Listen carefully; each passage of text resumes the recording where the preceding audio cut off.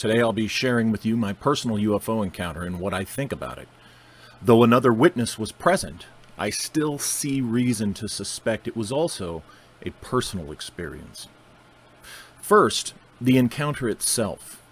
In December of 2014 at around 11:30 p.m., my kid's boyfriend came home from work and immediately alerted me and her to come outside and observe something over the house.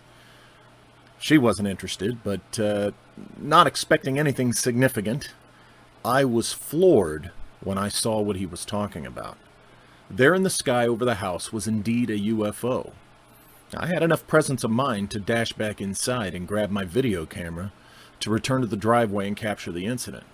What we saw was an internally illuminated object hovering stationary above the house. Here is what showed up on video. Very disappointing, as you can see. What we were looking at and seeing did not show up well at all in the video. Admittedly, the video isn't compelling.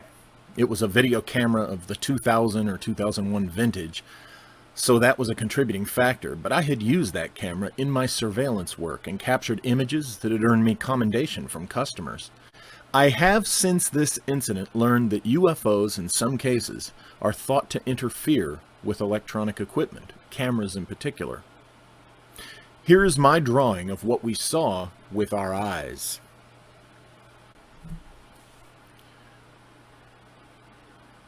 My calculations estimate the object to have been about 15 to 20 feet across at the base and about 7 to 10 feet tall at the center. As you can see, it appeared dome-shaped, but not defined so much from a clearly visible structure as it was defined by the shape of the illuminated portion. My guess would be that the dome defined the limits of its illuminated interior. In other words, because of the illumination and whatever this dome-shaped thing was, that's what told us the shape of the thing, not because we could actually see the substance of the dome. Apparently, some sort of transparent material was involved, maybe glass or some form of plastic substance. The illumination was twofold. The main observation was of some sort of rotating energy inside the object, and the secondary aspect was the glow emanating from it. The object maintained steady attitude and level altitude, meaning it stayed in place and there was no wobble nor any flutter or other movement caused by a breeze. Whatever shaped what we saw was firm. Something was obviously keeping this object in place. Within moments of my starting the camera, the object then proceeded to move. Again, it maintained altitude and attitude, steady and slow, a lateral movement across the sky away from the house. As it did, it suddenly began to eject a substance for the second time, according to the other witness who had seen it dump this stuff from above the house as he arrived. This substance appeared to be molten. It was golden yellow, but white hot at its center. This molten substance dumped off the object like a liquid. It didn't eject in small drops. The stuff dumped out profusely. It poured from the side of the object, as if from a vat of hot molten steel. There was the first large dump of the substance, and then another, and finally a third and fourth of lesser volume as we watched. This substance dumped off as the object was steadily flying away. Again, no wobble nor flutter, no sign of any lack of control over this thing. Ultimately, it sailed into the cloud coverage, which was low that night, and we lost sight of it.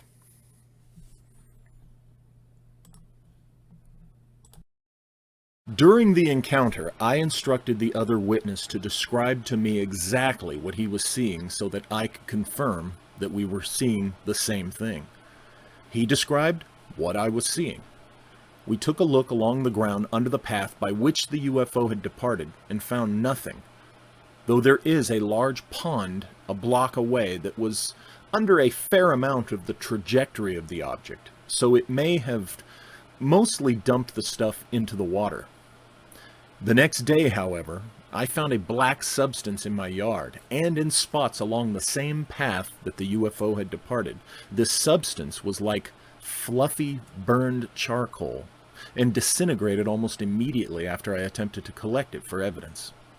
All we are left with is the video I shot, and that in itself is somewhat of a mystery, for as I said, what is seen in the video is not exactly what we saw with our eyes.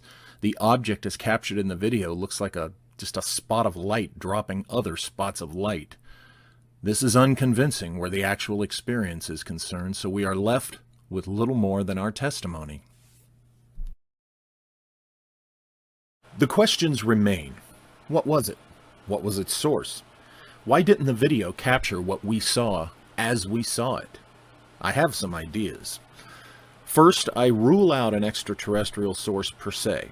The nature of the object as I saw it did not look like something in which there was a living crew aboard, meaning it didn't look like something that would have a crew compartment. That suggests a drone, perhaps. If I'm wrong about the dismissal of it being an ET object, I would concede that the object might have been some sort of ET reconnaissance or surveillance drone at best. But such a device could also just as easily have been an Earth-based military drone used for the same purpose. There is a former U.S. Air Force base within sight of my house, and I have long suspected it maintains some military presence, because we are well within the range of flight operations of Edwards Air Force Base and the Lancaster-Palmdale Aerospace Labs. It might have sent something off course from either one of these sources, and the ejecta could have been indicative of a malfunction of sort. If the object was neither technology of our military nor of ET, might it have been merely some sort of Chinese lantern or similar object? I did my research on that question and found that what we saw could not have been such an object. It was too big, too firm, and too controlled in its flight. Also, though a Chinese lantern upon consumption by flame resembles the description of what we saw, the ejected substance from the UFO was of far too much volume and too liquid in its composition.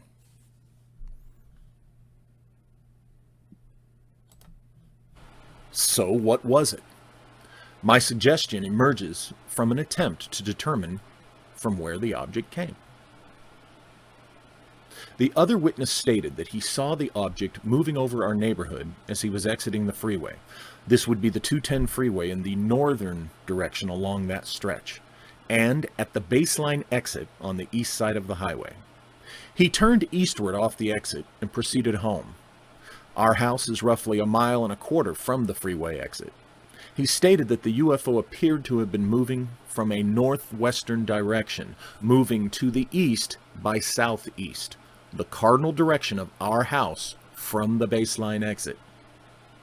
Before reaching the house, he stated that he could tell the object had stopped over our street, and upon pulling closer to home, he could see that it was right over the house, specifically above the east side fence line between our property and my neighbors to that side.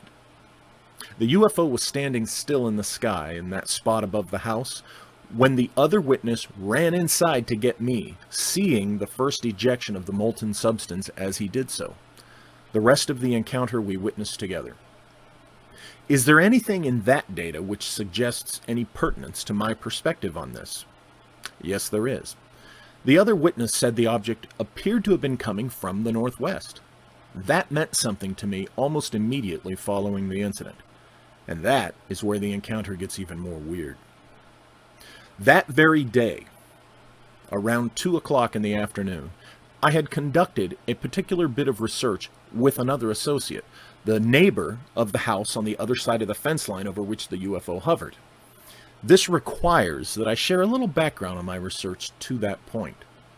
While investigating a mystery, which I have recounted in my Empire of the Wheel series of books, I paid a visit to a location to talk with an organizational historian. That person wasn't available, so I looked around a bit and noticed a feature that was rather interesting. It was painted on concrete and resembled a ball game court of some kind, incorporating colors, squares, a circle, and angles. I assumed it was some sort of game court due to the nature of the location, but subsequent research failed to identify its specifics with any game court. I returned to the location another time, again on a weekday during business hours, and still no one was available on site to talk with me. Again, I walked out to the painted court thing and made mental notes of my observations. There were other features of the location that were resonant with research I had done in the past on telluric current and Disneyland, interestingly enough, and those were connected to this court mandala, I'll call it, by features making the whole thing similar to a certain ancient site on the other side of the world.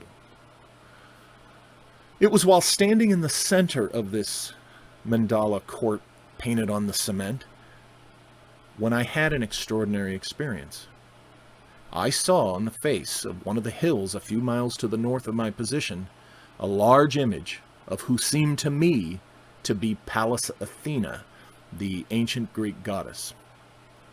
I saw a head and shoulders portrait, if you will, of a woman with an ancient Greek-style helmet, powerful eyes staring at me, and she had an owl perched on her shoulder. Here is what I saw. This is a rendition from memory as best as I can illustrate. It looked to me like an image people burn into or mark upon a terrain as some sort of school mascot or a city pride project, not an actual vision of the goddess herself. Subsequent research revealed that there was not then, nor is there now, any school or organization or township with any such mascot or theme as Athena in the area of this location.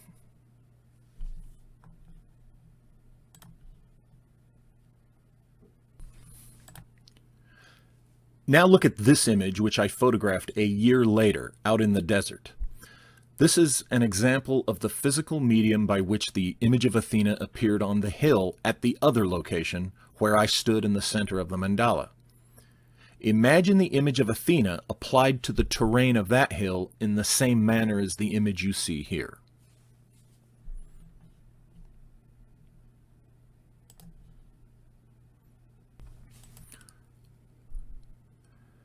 I think you get the idea.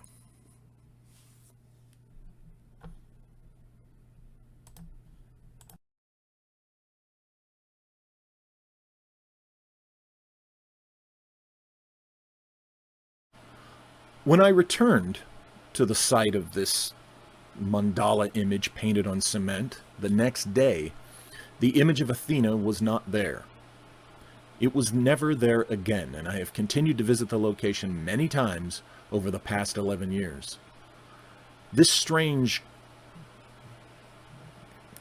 mandala, for lack of a better description, is what my associate and I went to document, and later on that very day, in December of 2014, the UFO appeared.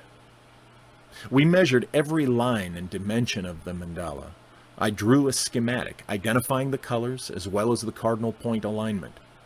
Intervening research between the day I saw the image on the hill and the day we measured the design and drew the schematic had resulted in 3 books over the course of a few years and revealed a major thread of symbols and lore running through the whole mystery.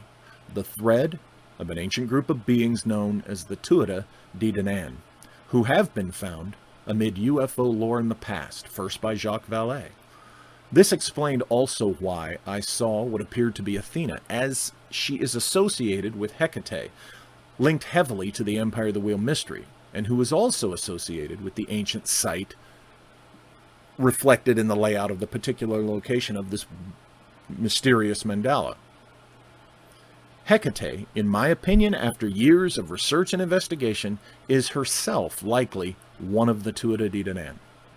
It is this thread which led to my hypothesis that the UFO was linked to the mandala and to the Tuatha De Danann, as it bears remarkable resemblance to one of the 4 treasures associated directly with these interesting figures who the lore tells us came from another world. This treasure is the Cauldron of Dagda. The lore says this magical object can appear as a blessing or a sign of approval and kinship from its owner, the Tuatha King. He can also use it to claim his territory. Remember, I had charted the mandala that very day the UFO appeared and hovered over my house. The other witness stated that he saw it crossing from a northwestern direction over the neighborhood until it reached our street, specifically our house. The mandala site is located to the northwest from our house. I find all this to be more than coincidence, though I admit I cannot prove these experiences to you.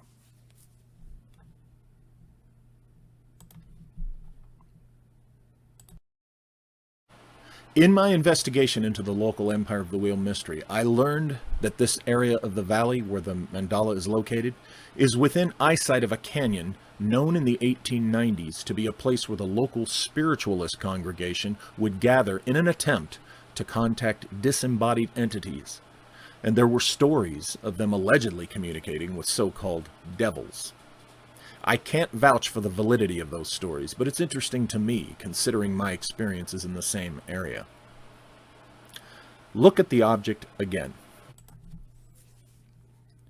We saw a flat bottom with a glowing feature above, something rotating within and glowing with some sort of dynamic energy. We next saw it dumping a molten golden white substance over its side or rim as it moved again.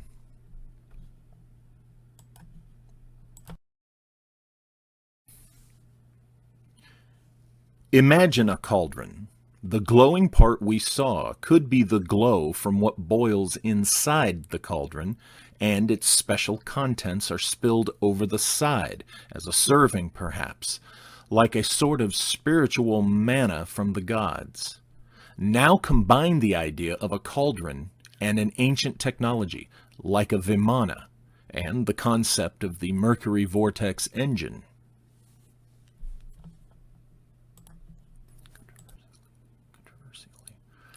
In the description of the controversially documented Mercury vortex engine, we have heat, a molten liquid, rotation, illumination from the energy, and ultimately flight. What if the Tuatha treasure, symbolized as a cauldron, actually represents a Mercury vortex engine of sorts?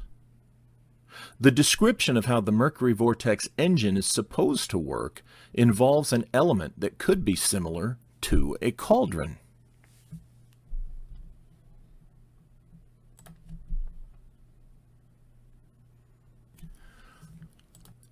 Now take into account the alleged anti-gravity propulsion system Charles Delshow tells us was used by the Sonora Aero Club of the 1850s, using the rotation of a bell-shaped element, the addition of heat, and a mysterious liquid which provided lift and motive force when all combined. Was the Sonora Aero Club privy to ancient Vimana technology? Was the UFO that I and the other witness saw using this same or a similar technology? Did the investigative activity that I and my associate conducted that afternoon at the mandala, painted on the ground, activate something, thus causing the UFO to appear?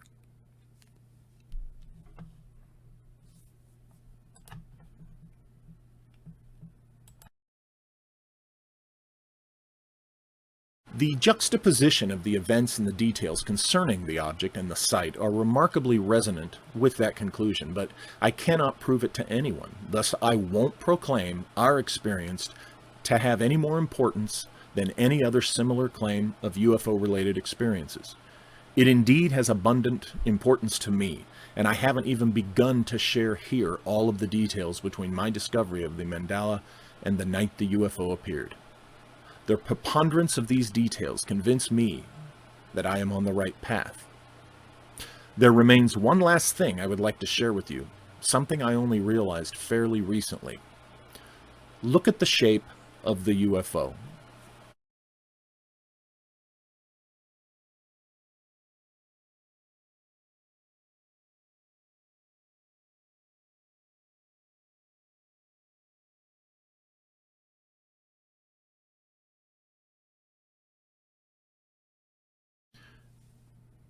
Now look at this. Notice the domed top.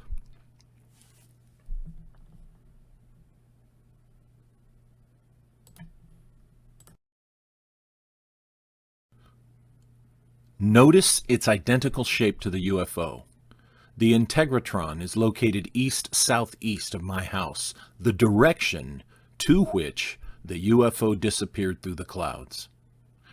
The integratron's history involves a desire to rejuvenate human physiology, to extend lifespan.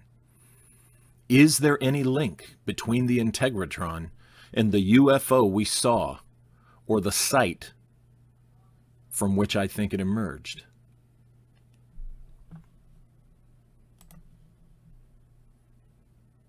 My research shows me very much so. My first visit to the integratron was in late summer of 1987, and I had a very weird day out there, which time does not permit me to go into here. But I will share with you one thing. The place I was living in back in 1987, at the time I first went to the integratron, is across the street from the site where the mandala is painted on the ground. I was completely unaware of anything about that site back then in '87, and I had no idea about it before investigating the Empire of the Wheel mystery years later, and actually arrived at the site. I can't help but wonder what of my personal strange experiences I brought with me to that site, and how instrumental such things may have been in the manifestation of the vision of the goddess on the hill and the appearance of the UFO over my house the day I measured the mandala's dimensions. I also wonder what the location of the integratron has to do with all of this, and to that end, I will show you another look at this image. A year after seeing the goddess image apparently burned onto the face of the hill, a year after having discussed this goddess image with other people, I visited the integratron with a small group of friends in the ufology community. I was startled to notice something I had never noticed in all my visits there before. It was this image you see, that of some sort of face or mask.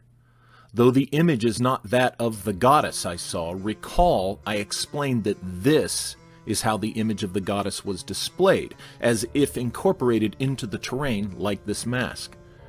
I pointed out this face to the others, and they saw it too.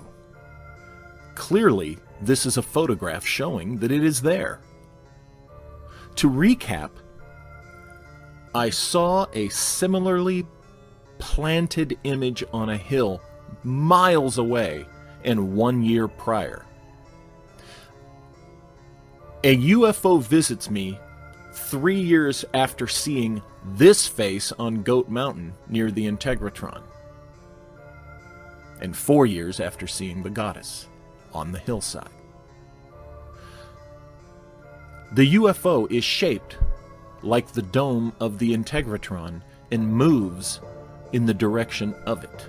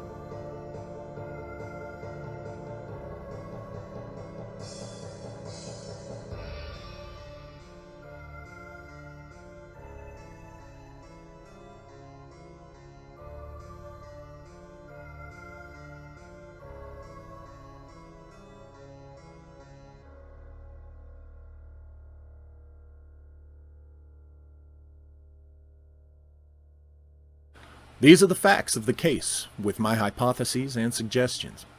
You have to decide for yourself. I know what I think. I present my case to you today as an example of what works for me in trying to determine or guess at the source of a UFO. In my case, I see 3 possibilities, and the extraterrestrial is not one of them.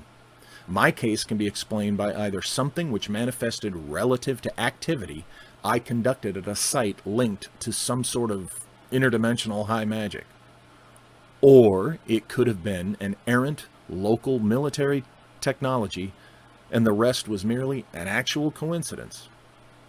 Finally, I must acknowledge that it could have been a hoax, and they got me good. The preponderance of facts and details in favor of my first hypothesis continues to convince me in the direction that something manifested interdimensionally, though I could be wrong. An abundance of high strangeness, which had been going on around me and my associates for a period of 7 years at the time of the UFO sighting, tips the scales even more in favor of the possibility of my first hypothesis. The point is that I do indeed consider all the possibilities and would accept whatever the correct answer turns out to be, even if it's not what I think at present.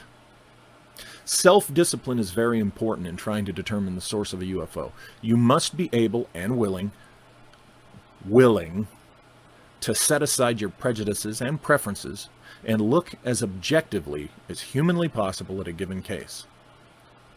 This goes for the big picture as well as individual cases, because the answer to the UFO mystery is not going to be singular.